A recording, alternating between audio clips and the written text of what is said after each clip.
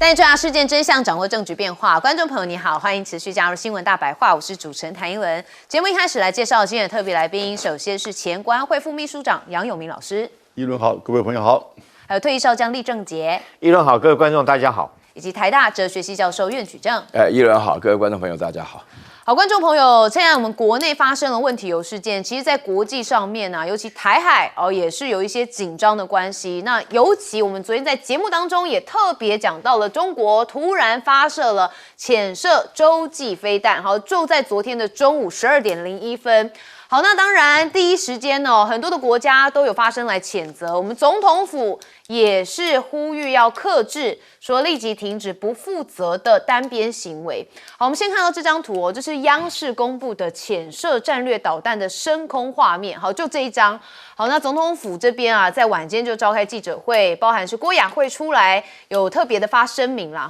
他说北京近来相继的在岛链间升高军事压力，施行残害国际人权的跨国镇压专法，现在更试图以这个试售洲际飞弹，意图要威吓国际社会。府方对这一系列的单边行为表达严正谴责，也呼吁中国克制，并回到以规则为基础的国际秩序正常轨道上面，立即停止不负责任的单边行为。好，那我们也看到像这一次中国向太平洋试射潜射的这个洲际飞弹，有人认为其实根本不是针对你赖清德来的啦，因为他认为轨迹跟时机都比较像是针对日非周边海域的一个军事回应。那他就讲说总统府这个粉专他特别讲说，总统府急着跳出来严正谴责这份对号入座的积极仿佛是别人吵架，但是自己先喊着被打。好，那目前呢，这个发射潜射洲际飞弹这件事情时间点蛮巧妙的因为昨天是7月6号，今天是7月7号。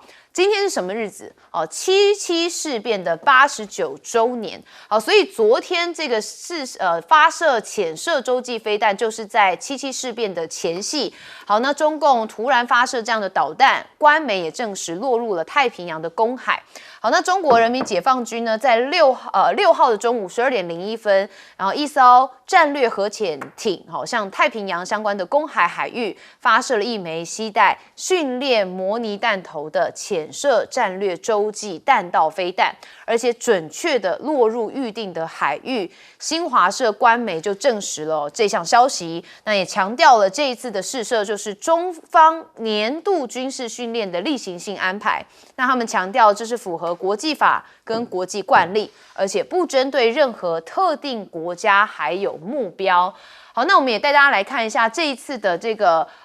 洲际飞弹是怎么射的其实呢，这次大概是从渤海这边一路到这样子的落点。好，那目前推测有可能是巨浪3，我们等一下后面再讲。但是其实在2024年9月25号呢，也曾经发射过陆基飞弹。中国大陆这边它从南海这边一路发射到这个法属波里尼西亚的这个附近是一个落点。好，那去年阅兵其实首次公开了一个新型的 SLBM， 也就是被认为即使从中国大陆近海发射，也几乎可以涵盖整个美国的本土，也就是它射程非常的广。好，那由难以侦测的核动力潜舰来发射核反击，这是中方常年致力建立的第2级能力。所以很多人说这一次蛮值得注意就是因为近40年来中方从来没有公开宣布核潜舰成功发射了 SLBM， 那就是我所谓的这个巨浪3。好，因此呢，6号这次的公开试射被视为中国大陆朝着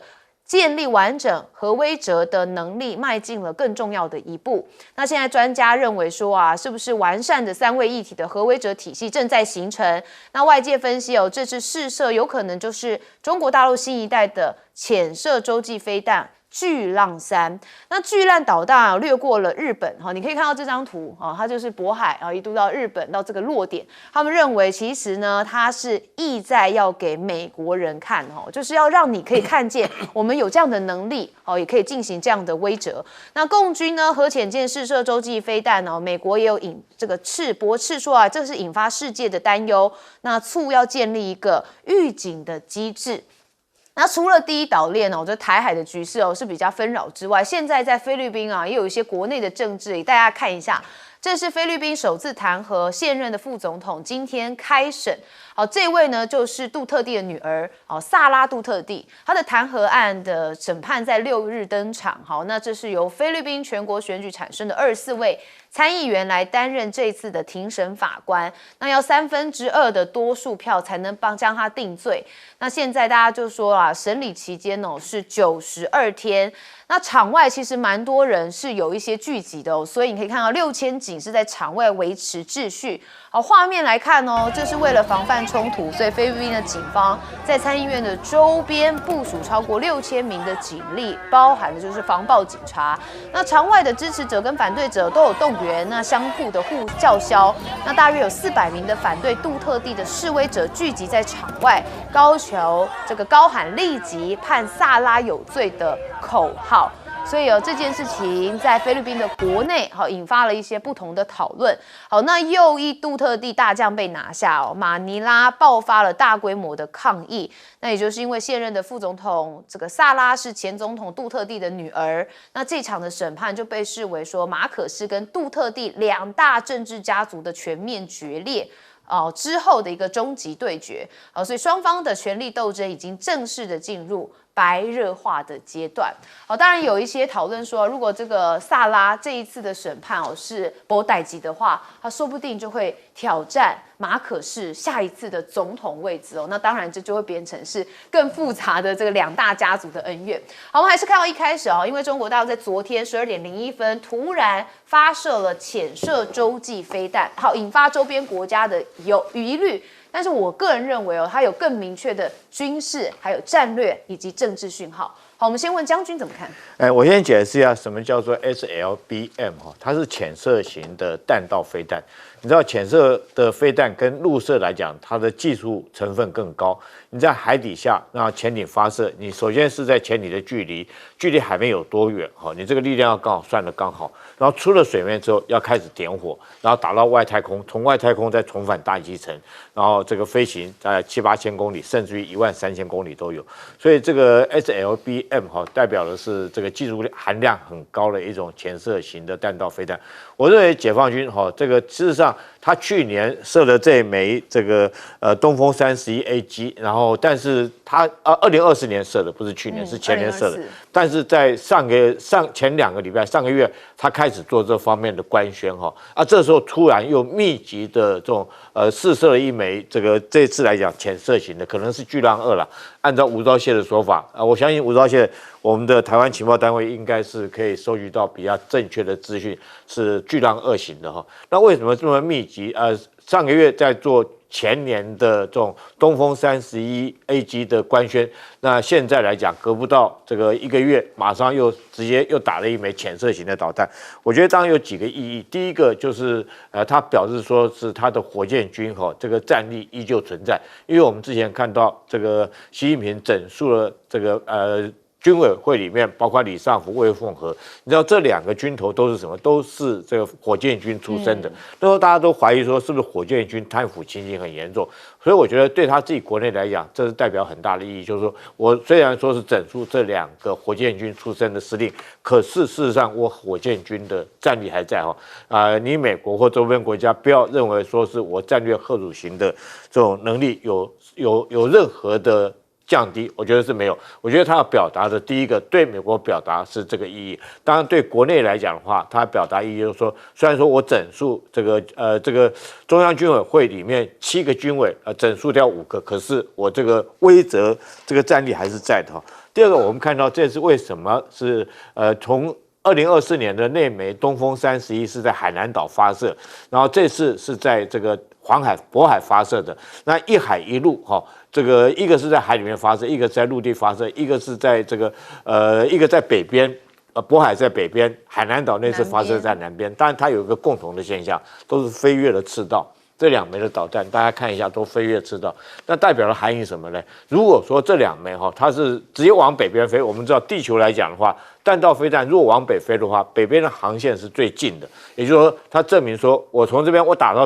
地球最宽的那个位置，我都可以飞这么远。那我如果要打你美国来讲的话，一定是你美国在我射程之内。那上次打东风31，我们都原来以为是东风41，后来是东风31。这次原来是说，我们推测是不是巨浪3哈，但是这是巨浪2。巨浪3是更先进的这种潜射型的导弹，那东风41又比东风31更先进，所以它这两次射击的都不是它最先进的这种战略导弹。那代表说，它不管从海里面发射或陆上发射，都有能力这个实施第2级。什么叫第2级的嚇阻能力？也就是说，如果说你美国对我的对中国本土实施这个核子武器攻击的话，那我第1级可能会承受到被你的伤害战，但是我承受完之后，我第2级一定可以反击到你。我觉得要表达是这个意义，但是我觉得我们台湾不必太过于紧张因为这么远的距离，主要针对威慑是针对美国啦。那我们台湾自己不需要在那边对号入座总统府也不必在那边这个吓唬自己老百姓。好，有明教授怎么看？巨浪2还是巨浪3哦？其实我觉得现在一般的说法是偏向巨浪3，但因为吴钊燮他作为国安会秘书长，他的公布是说是巨浪2，那这个差别在哪里呢？巨浪2其实在2011年已经连续5次做测试，最后一次是2015年，就距离现在已经10年以上。那巨浪3其实是2019年发展出来，但没有真正做过测试。那两个差别差了4000公里的射程，巨浪2是8000公里，巨浪3是12000公里到14000公里。但这个意思在哪里呢？意思就是，如果是8000公里，其实你在潜舰的发射，如果你要对美国本土有威慑能力的话，你就要潜舰驶离第1岛链，甚至到太平洋的中间。那这个当然会经过许多的这些美军的拦截或者是这个对抗。可是如果是巨浪3，它是12000公里，它走北极航线12500公里就打到迈阿密，所以它就具有在渤海，在自己家里面院子里面就可以有针对美国本土的全范围的第2级的核威慑能力。第2级讲的是什么意思呢？第2级讲的就是说，在核子对抗当中啊，第1级就是大家做很多很多的这个核弹头。冷战的时候，美国跟苏联都做了几万颗，但是就担心谁第一次按的按钮把对方整个99%的设施打掉，我就平安了。所以后来呢，就发展第2级。这个第2级，陆基、海基、空基讲的3位一体，现在只有3个国家，那就是中美俄这3个国家有3位一体。英法略微有就是潜射这个飞弹的能力，可是它没有3位一体的这种能力。那潜射飞弹也就是第2级，因为它在水底下，它不知道，你也许1个月不联络，那浮到水面上来，哇，我们国家被打烂了。然后呢，它再发射它的就是潜射飞弹，可以把发射的攻击的国家也打掉90%。所以这叫什么？相互保证毁灭，叫 MAD 的第2级能力。其实核武啊，重点不是在发射，核武的重点是在使对方不敢发射，也就是使对方不敢打。那因此呢，我们在讲这个第2级，现在中国大陆如果是巨浪3，我觉得战略意义比较高，因为经过了从2015年的巨浪2到现在已经有10年以上，如果它再次只是测试同样是8000公里的巨浪2的话，它的战略意涵并没有像巨浪3的12000公里。换言之，你就在渤海可以这个针对美国的整个本土而且以现在这个技术，我觉得巨浪3应该是到时间点做测试。我不知道为什么吴钊燮刻意讲巨浪2，我不知道他的资讯哪里来。因为从渤海到那个南太平洋的这个距离没有错，大概8-9千公里可是呢，事实上它不需要达到12000，达到12000可能就太过于接近夏威夷等等之类，因为那个时候呢，你就可能必须要从南海的地方去做发射，所以这些因素使得就是中美之间在核平衡上面其实已经出现一个变化。美国面对到美国一定假设它是具有12000公里的巨浪山，那它面临到这样一个发展的时候呢，它在就是跟冷战的时候一样，就不只是说为了怕担心核子大战，它甚至不会进行直接的军事冲突战争。换言之，以核护常，就是以核武来去确保保护常规军力它的有效性。因此呢，这个会改变中美之间的军事核武平衡，也会改变西太平洋的军力格局，甚至会改变我们在第一岛链包含台海的军力，以及美国出军的这种军事跟政治上的决策。是，好，苑教授怎么看？我聊一聊菲律宾哈。我们亚洲国家当中啊，最像美国制度的就是菲律宾嘛，殖民地关系。那菲律宾像美国的就是三权分立嘛，行政、立法、司法啊。那么这个在这个情况下，大家可以看到菲律宾的情况。这个我要说明一件事情啊，就是你一个政治啊，光有制度是不行的啊。那菲律宾下来，他们的这个行政啊，就是这个小马可仕他这个总统的权力啊，他是1任5年啊，那个没有连任的机会啊。那这个话呢，就是当他在干的时候呢，就会出现3个弊端啊。这个弊端，原来是叫他1任5年，就是跟韩国一样嘛，对啊，然后就是好像好好放手干，对不对？对对。那第一个怎么捞呢？啊，然后第二个捞完怎么样没事呢？啊，然后第3个的话呢，要消除自己的捞完以后呢，下台以后呢的危险的可能性。啊，就会出现这种结果。你现在看到那个沙拉跟那个马克思就出现，这是行政上的问题。这个是大家都知道，因为行政权的修改没有一个国家一开始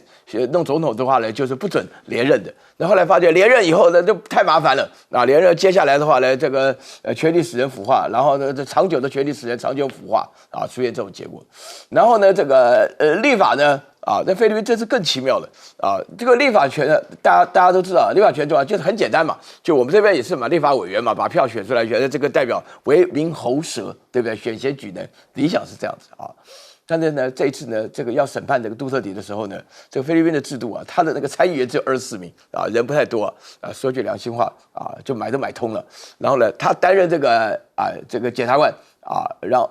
不，他担任参议员担任法院啊，然后众议员的话呢，啊，就担任这个检察官啊。大家要了解啊，那因为你那个本身来讲，这个大家一听就知道，行政、立法、司法，对不对？那你司法呢，就是有法官，有这个检察官，那律师到哪去了？啊，律师就民间培养，所以你在这种情况下，那个沙拉当然面对一个很不公平的情况下啊，对不对？人家都是国会议员当这个负责司法啊，立法跟司法结合在一起，然后这个行政大权又在马克思手里，所以这个情况的话呢，只会导致菲律宾进一步的严重化啊，就杜特迪家族跟马克思家族啊，他们之间会互相斗来斗去。事实上菲律宾的政治就是各大家族之间彼此斗来斗去了，这个大家都知道。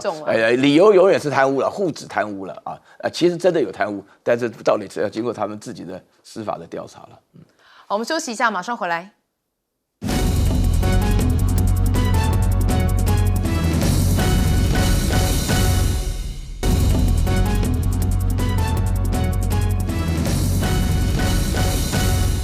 好，刚刚我们看到中国武力的展现之外，其实俄罗斯跟中国现在也联手在海空亮剑呢。我们首先看到是俄罗斯，苏哈左打北约右击太平洋区域我们先看到就是对于欧洲因为俄国军机逼近了英国航舰，投放声纳浮标。英国的 F-35战机急升空来进行拦截。这是英国国防部指控俄罗斯军机的飞行不专业也不安全，低空的接近英国皇家海军航空母舰的打击群，那也在航舰的部分来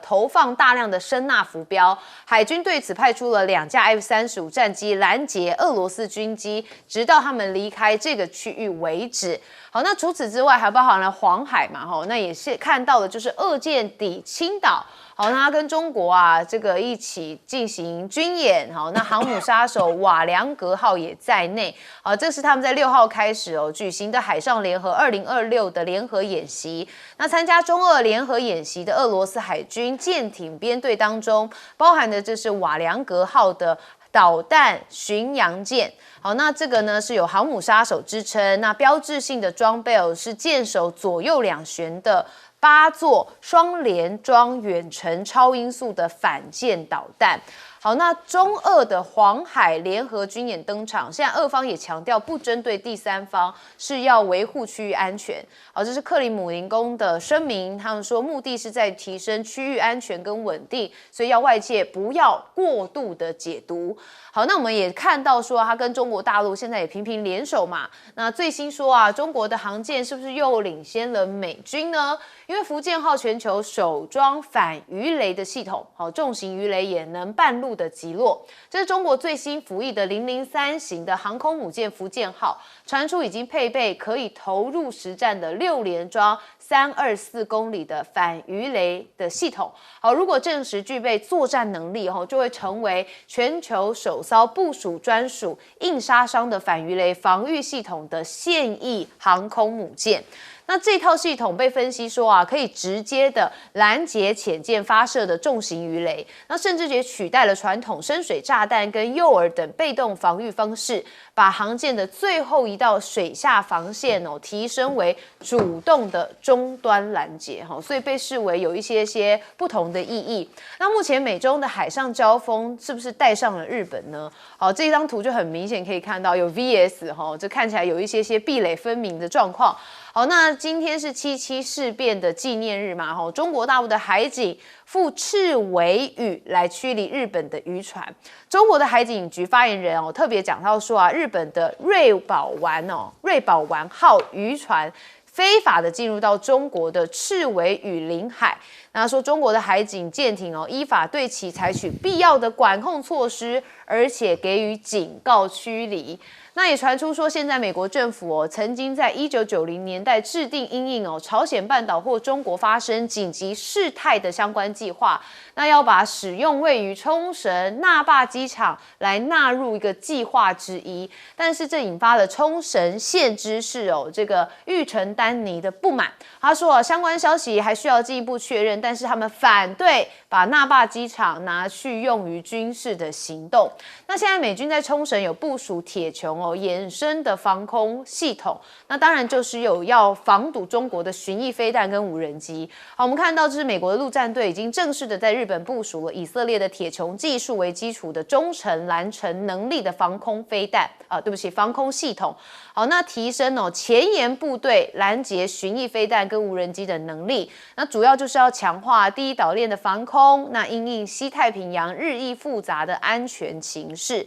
那我们要再看到日本就会想到高市早苗那高市早苗最近在日本国内有一些反对的声浪那我们看到他去哪呢？他出席了第37届的日本珠宝最佳佩戴者奖的颁奖仪式你可以看画面上他受奖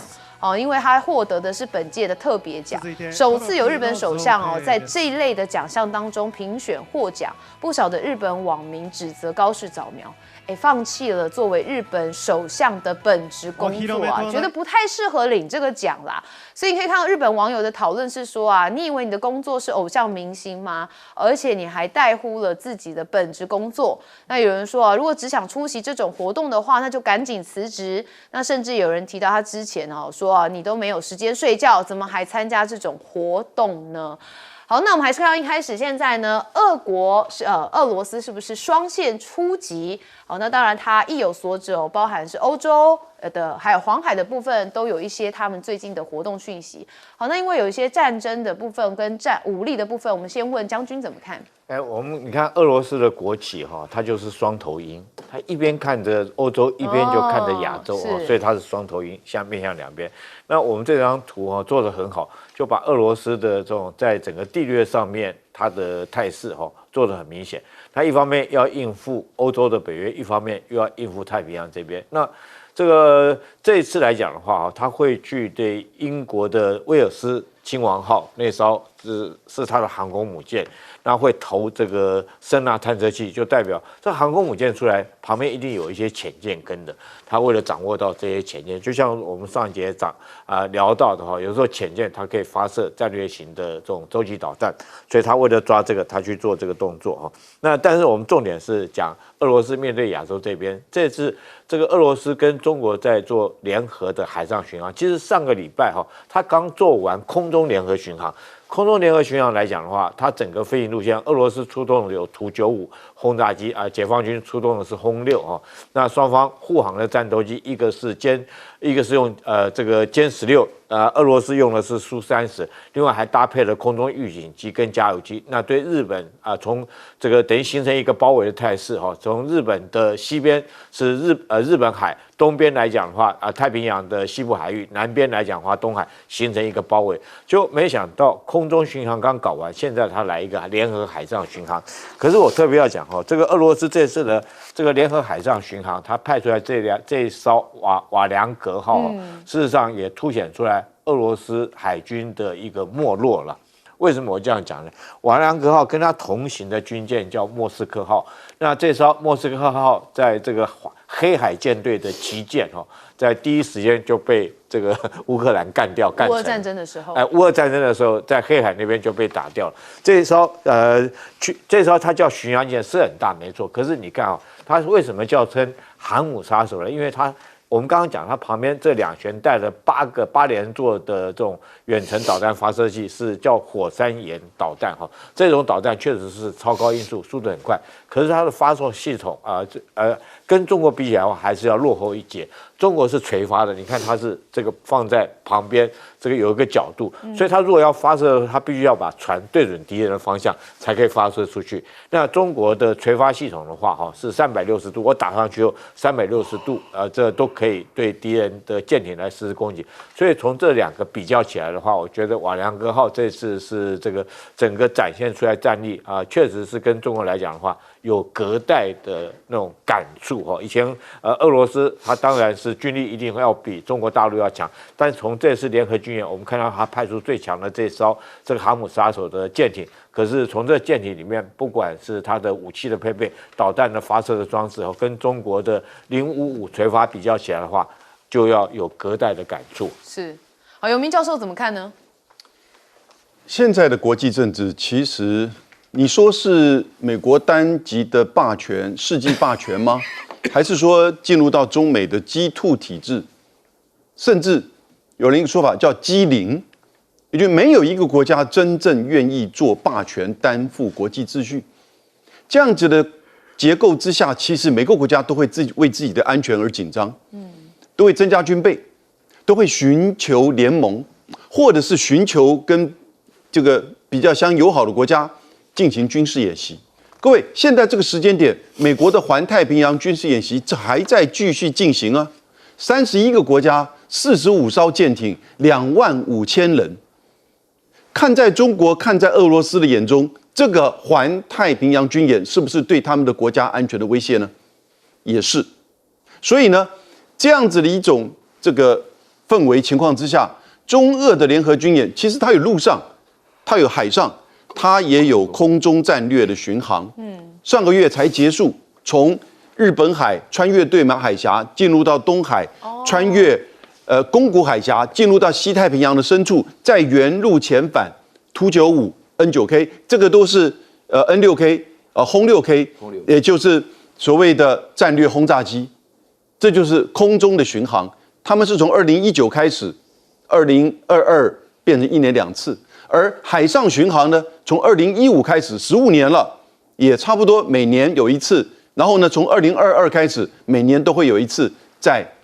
西太平洋。曾经还绕了日本一圈，可是它所这个船只加起来没有到10艘哦。我说那些补给舰除外，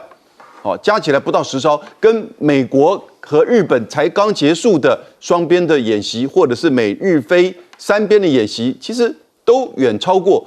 中俄的海上联合演习。但是呢，中俄之间它不是联盟，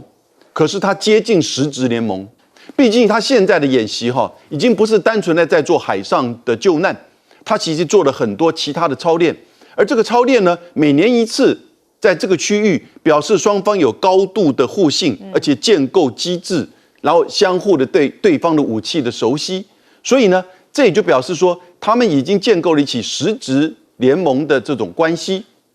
同时，他现在从过去的近海的巡航，现在往远洋做突破，也就会进入到西太平洋，进入到甚至阿拉斯加的这个海域。然后呢，他开始由过去纯粹做海上救难，现在进行到实战化的演练。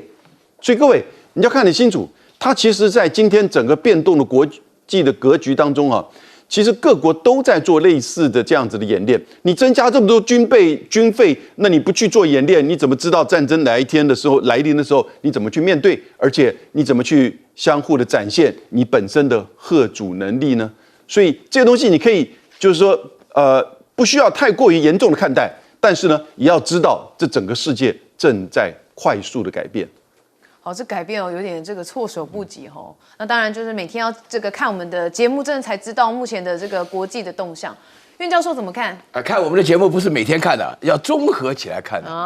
要综合起来看的话呢，大家就会了解啊，目前世界在改变呢，是朝坏的方向改变啊，要发生战争的方向改变。我这边首先先强调，老师你很悲观呢哦。不，废话，对不起，我们当然要讲的悲观一点了，对不对？因为实质上情况，我讲理由嘛，我讲悲观理由给你听嘛。首先第一个的话呢，中日的关系的话呢，非常恶劣。而且这个不用讲啊，如果你每天看新闻大白话，你就知道恶劣的情况下的话呢，到目前为止的话，那么今天7月7号的话，刚好就连日本都对于那个他们在这个北京的这个大使馆的门口都叫大家特别小心注意，日本人都要特别注意啊，因为7期的话呢，中国跟日本之间有点血海深仇没算嘛，所以说这个中日之间的关系，刚刚大家已经提到了，就连试射这个飞弹啊，2年射2弹，这个时候就导弹刚刚特别强调是2度攻击啊潜水艇。第二点的话呢，我如果没记错的话，2个礼拜前的话呢，中俄之间第11次的空中联合演习啊，这刚刚大家提到了，现在海上又来了啊，为什么要提到中俄之间联合演习呢？这个俄罗斯好像扮演主角，他没有扮演主角，也不是武器先进不先进，只是日本人习惯怕俄国人。俄国人不怕擦枪走火。说句良心话，这个我这次可以感觉到，这个试射这个洲际飞弹啊什么等等的话呢，确实是有意要。如果能够擦枪走火的话，刚好你不是环太平洋演习嘛，那就试试看那个位置，整个从它上面飞过去啊，他们在演习视同作战，这是第二点。第三点的话呢，美国在这边的话呢，想要跟中国的话，如果他们1对1单挑的话呢，我觉得美国拉了这个31个盟邦搞的环太平洋演习的时候，那大陆这边很简单，只要拉俄罗斯进来，俄罗斯本身来讲的话呢，它这个装备各方面跟大陆配合的比较好。所以在这种情况之下的话呢，如果你把这3个就是中日的然后呢就是说是这个美国带头的环太平洋演习再加上中俄的这个空中、海上甚至还有陆上一起演习的话呢，那3个事情结果的话呢，我必须要强调，这个事情的发展的话呢，是朝这种越来越容易发生战争的情况下旋转执行。所以说那个琉球琉球的那个什么玉成丹尼玉成丹尼的话呢，他会感觉到说，我们大壩绝对不要变成军事上的卷入他讲这句话，谁最高兴？大陆最高兴。他讲这句话，谁最生气？日本最生气啊！日本说你琉球当我们日本人当了100多年，虽然我们歧视你，但是我们基本上把你当公民对不对？你在这种情况下突然讲这话，你讲这话给谁听的？那说我们大壩不要卷入战争。琉球说我们以前的经验都当你的日本的这个卷入战争不好老百姓也死，军人死更多。你在这种情况之下，你就会发觉这个情势上，我觉得一切都是故意的。好，我们休息一下，马上回来。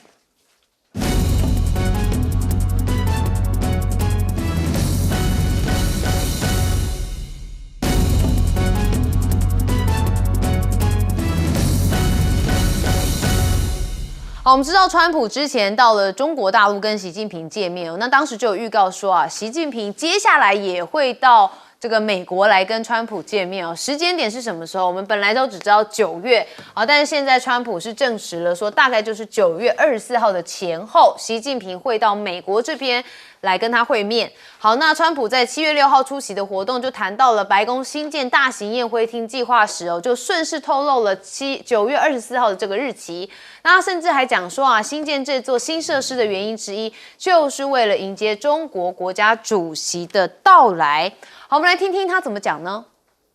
For instance, President Xi is coming here toward the end of September, the 24th, I believe. And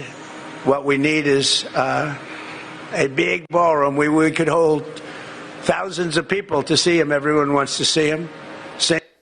好，他说因为这个大型宴会厅可以容纳数千人哦，说每个人都想见他啦哈。好，那美国独立250周年哦，现在中国大陆做了一件事情，让大家觉得相当的罕见，也算是打破外交惯例。好，就是罕见的公开习近平贺电川普。好，那这就是毛宁所说啊，今年是美国独立250周年，习近平主席已经代表中国政府跟中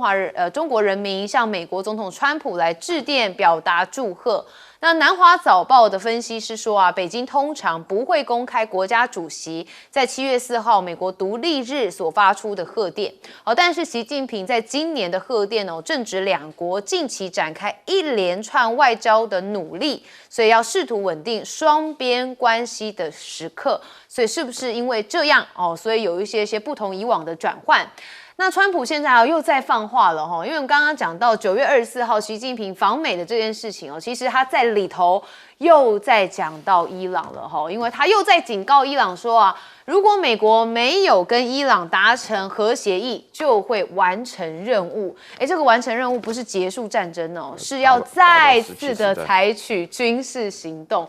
所以呢，大家就说啊，天哪，他又在警告伊朗了那当然，伊朗不是吃素的嘛你每次呛我，我也要呛回去啊。这是伊朗的最高国家安全委员会的秘书他就说啊，川普的威胁是妄想，说伊朗人并不熟悉威胁的语言所以要用尊重的方式来跟我们伊朗人说话，否则我们也会用另外一种语言来进行回应。好，那目前啊，在德黑兰伊朗这边则是有国葬主要就是因为哈米尼他们的前领导人也在伊朗战争的第一天就被灭杀了。好，那当然我们看到了大量送葬的人潮在德黑兰的街头涌入，许多的民众强烈表态拒绝跟导致哈米尼遇害的势力来进行妥协那也说啊，我们不要协议，我们要美国总统川普的人头好，那说这在德黑兰殉难哈米尼的葬礼上面也有人群是向川普照片特别放了一个川普照片来丢砸10块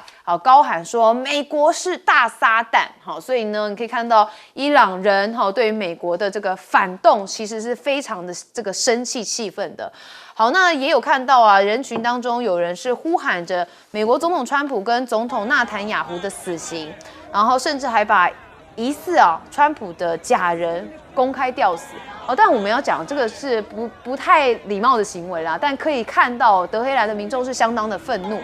那伊朗的新精神领袖穆吉塔巴·哈米尼在这场国葬上面其实并没有现身，所以外界也很多的揣测他到底还在不在世呢？好，那也看到的就是最近 FIFA 世足赛很夯，很多这个亚洲的民众都是半夜在看球赛嘛那川普在这件事情上面其实也惹恼很多人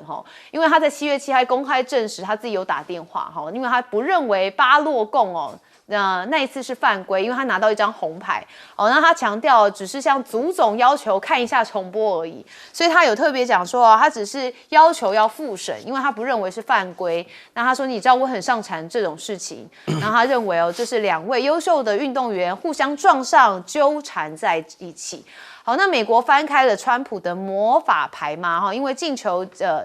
机器竞赛或撤销，现在网络传这个 AI 的迷因图啦，我们来看到这个迷因图什么川普拿下了这个红牌结果呢下一秒做什么把它撕掉了那这个是 AI 做的那当然反映了就是川普打电话去的这件事情。好，那足球是不是也美国优先呢？因为川普介入红牌争议惹火了欧洲。我们看到这是比利时的总理他的发言人请媒体参考一篇具来自总理爱猫的 Instagram 的贴文好，那这贴文上面是以荷兰文写上红牌我照样上场。那英格兰的传奇球星鲁尼呢，则认为说这绝对是一场耻辱。那比利时队4-1击败美国队之后，他的官方社媒是直接发文来嘲讽美国队，说这叫 football 不叫 soccer。老师很有感觉，是不是？对，非常有感觉。好，那我们看一下刚开始的9月24号已经让川普证实，前后应该习近平就会访美了。好，我们先问永明教授怎么看？我先讲川普这个电话好，非常糟糕。你说 FIFA 的那个电话，他在打电话之前还不知道什么叫红牌嘞，啊，他自己讲的、啊。原本不知道红牌是什么，他不知道，因为他不看足球，不看 soccer 嘛。他看篮球。然后呢，他打了这个电话，他说那个我只是打了电话，请他们自己重新 review 一下，重新检视一下。对不起，各位，你知道足球是这样子，红牌给了你就给了你了，你不可以抗议的。而且下一场就禁赛了。7月1号的这个赛，结果到7月5号，国际足总说，对于巴洛根的处罚没有取消，一样红牌，但处罚延后1年。这什么跟什么？你如果真的承认你错了，你就取消掉他的红牌，而且这也是不可思议的。所以这就是政治介入体育，而且介入他原来不懂的。现在美国的一些报道出来了，川普打了3次电话，而且还律师团。我不知道律师团在干什么，怎么样影响国际足总？但是你觉得这个东西对美国的整个这些足球球员，对巴洛根是士气大振吗？还是刚好相反？对于美国这些球迷们，你怎么去面对这个事情？什么叫公平？所以基本上，其实这个是政治介入体育最不可思议、最坏的一个示范。而国际足球足总居然屈服了。还好美国输了。美国赢的话，巴洛根要是进球的话，那比利时、欧洲不是翻了，没完没了了。但是我有点担心比利时可能会被美国制裁了。川普会给个比利时一个红牌。我必须要讲7月1号的时候，王毅打电话给 Rubio， 他们就特别提到，这个是不是针对9月份习近平要去访问美国做准备、做联系？不知道。但是这个电话里面，特别大陆这边出来了，王毅提到了台湾议题，要美国谨慎再谨慎。结果7月4号、5号连续2篇在《环球时报》的文章都在批 AIT 的台北处长古立言。也就是说，古立言在台湾的一些作为发言，谈的似乎好像川普跟习近平见面所谈到对台湾议题，好像是2个世界不同调。那有一点就是说在质疑。那古立言当然在台湾做他作为一个 AIT 处长，他认为该做的事情。我认识他，他人很好。但是个性是比较官僚外交官的这个个性，可是他这几年表现得非常的积极，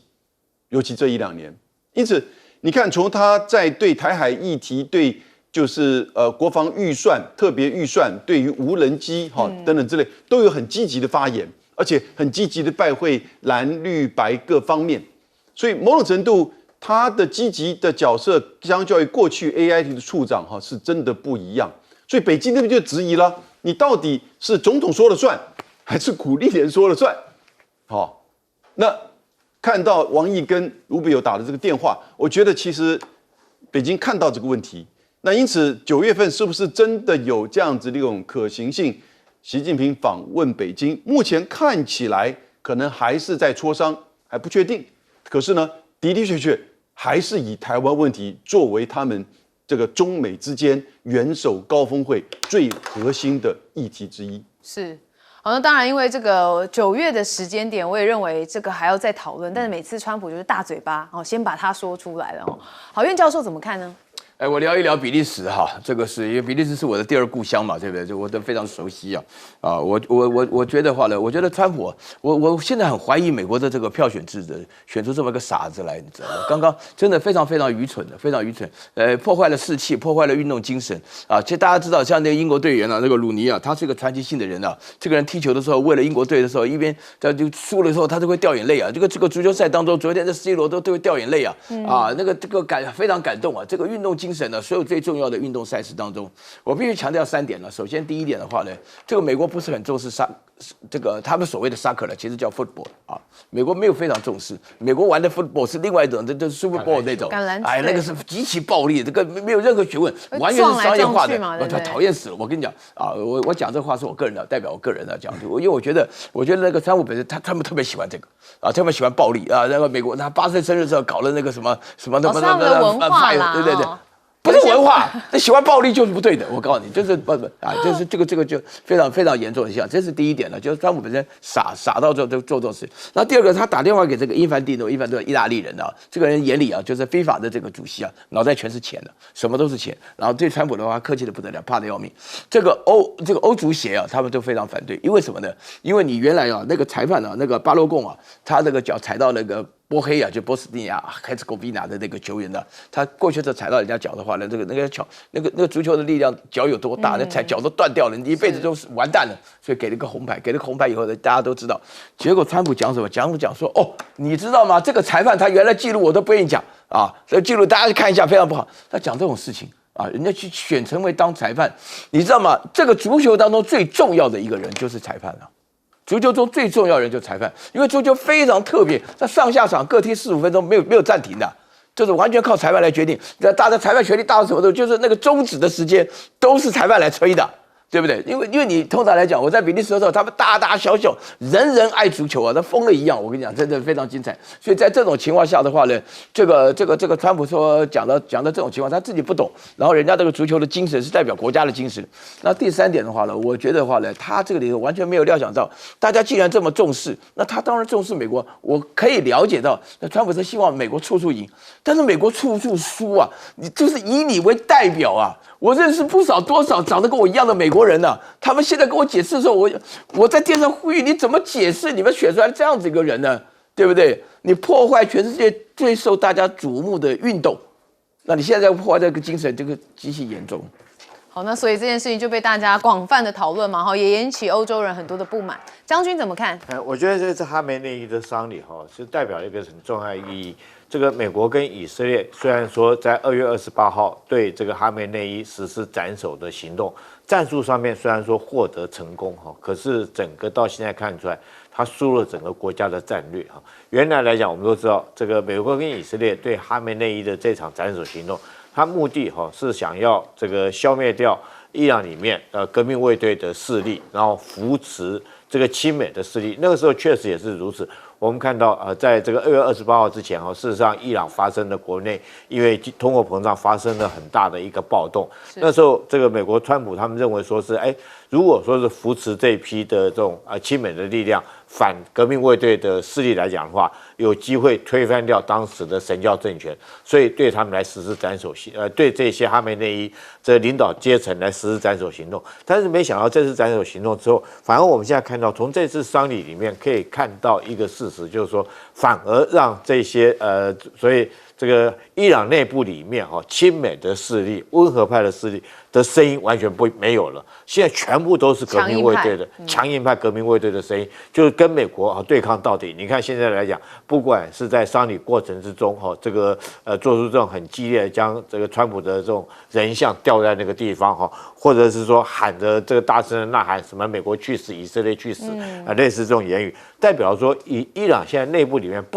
不可能再有人，就算是你愿意亲美，这时候也不可能在政治上有这种声音可以出现。反而现在很强烈的革命卫队对抗到底的声音已经出来了。所以我觉得这次美国跟以色列在当初发动这场斩首行动，你可以说它很成功，对不对？一击中地同时斩首了这个伊朗高层40几个，全部都一次斩首掉。可是后果呢？后果现在反而造成你没办法推翻掉伊朗政权，没办法扶持一个亲离美国或者以色列政权，反而让伊朗更走向这个